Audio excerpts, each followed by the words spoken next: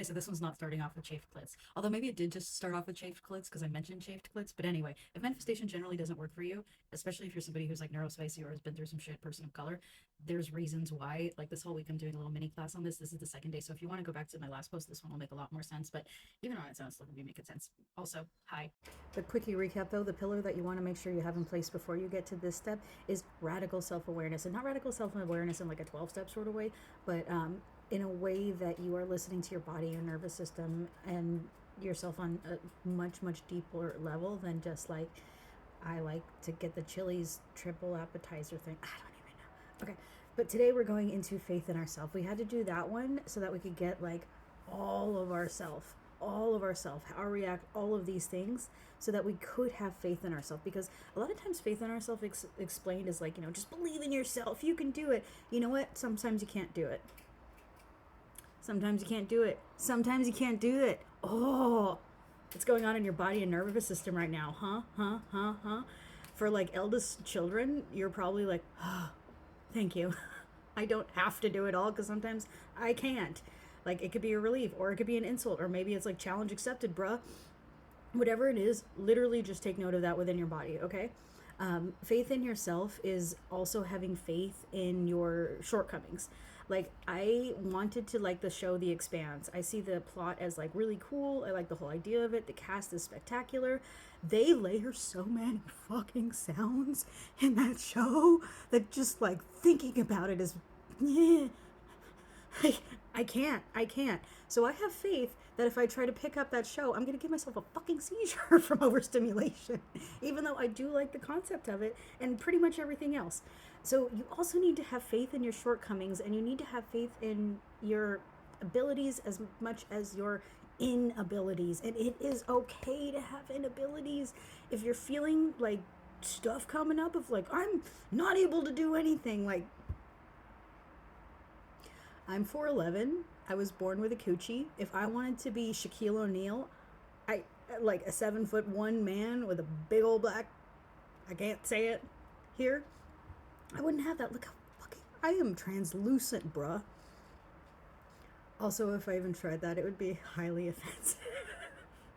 But there are certain things that we cannot do, and we need to have faith in ourselves like completely. So the assignment that goes along with this is ask like 3 of the people that know you closest, or maybe it's just one person.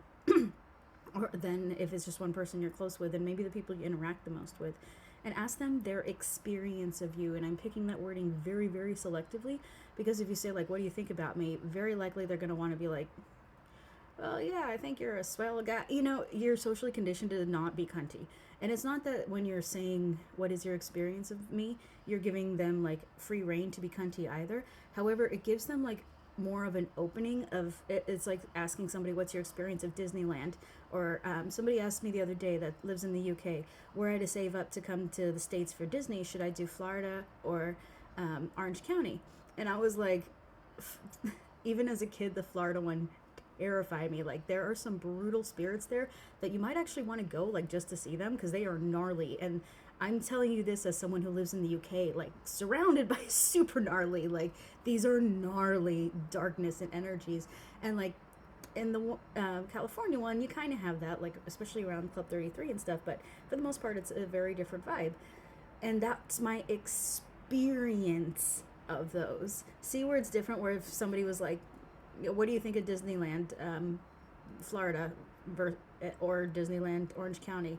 I'd very likely, if you ask me like what I think about Disneyland OC, I would go straight to the churros. I would go straight to the fucking churros. I love the churros. I love the churros. The Florida churros are, I don't actually, you know what? I don't know if they even have the churros. That might have been at like Anheuser-Busch Gardens. JK. If somebody's like goes there often, can you answer for me? Because that's gonna bug me. I mean, I am gonna end up asking like Google after this too, but I'm stream of consciousness and I'm just gonna keep going. So ask them their experience of you, because now you have your full experience of you, not just like, I'm Summer, I'm a Leo, I like Rocky Horror, I'm addicted to cheese. Like you have all of this, how your nervous system reacts, how, like I got a little bit of feedback within my Facebook group where people share, because it's a little bit more private, but you can also, it's nice to exchange ideas.